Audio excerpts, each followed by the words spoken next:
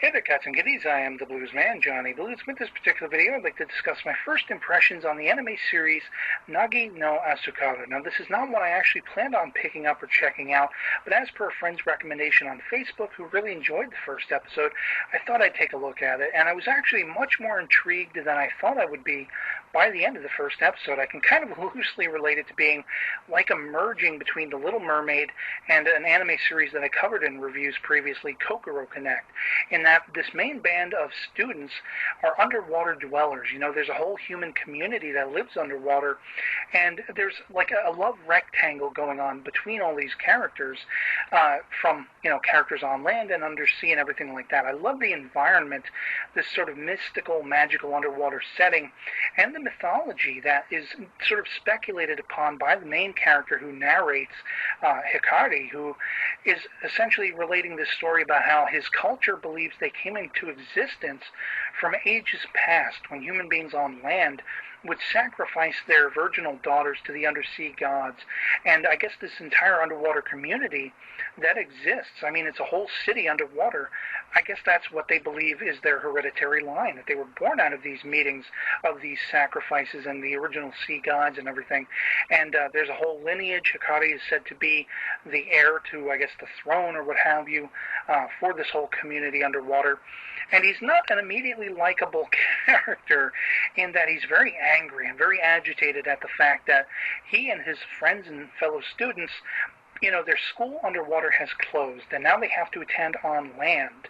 And there's kind of hints here and there that there is tensions brewing between the on-land human societies and this underwater city of humans and stuff like that. You have his best friend who he is very domineering over and believes that she can't exist without his guidance, this girl Manaka, who's very doughy-eyed and excited to be going on land, to seeing this whole new world she's never encountered before, and he scolds her for it. He chases her back home to change out of the on-land school uniform and represent the school that, is their origin underwater. She does so, and she's unwittingly, after having her outfit change, scooped up by a fishing boat. And this is where the tensions, I say, are hinted at, because it apparently is that human beings that are fishermen and stuff are slowly encroaching upon the undersea dwellers' area, their living space. And, I guess there might have been a treaty that says they shouldn't be or something like that. But so this girl, Manaka, sees this boy on this fishing boat, who is a reoccurring character apparently, who she's immediately sort of stunned by, and he by her. Sumugu is his name. And, this is a character that immediately Hikari just hates. He really has a hate-on for, and basically, he's trying to outrun him in gym class and everything, and show him up and all this stuff, because he feels like the relationship between he and Manaka is now suddenly strained, and she's starting to look more at this boy on land. And you also have this other character who is another female friend of theirs, Chisaki, who she's smitten with Hikari, while Hikari's focus is always on Manaka. So she's kicking herself, at least in this first episode, that, as long as Manaka's around, she's never going to get, Hikari's affections and everything like that.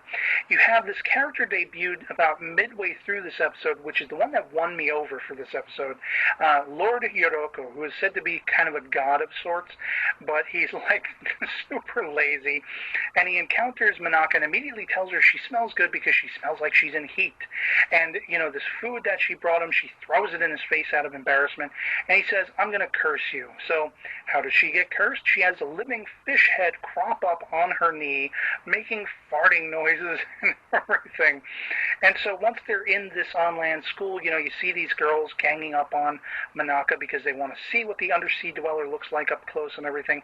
She runs out in embarrassment, falls in the woods, unconscious because she gets lost or what have you.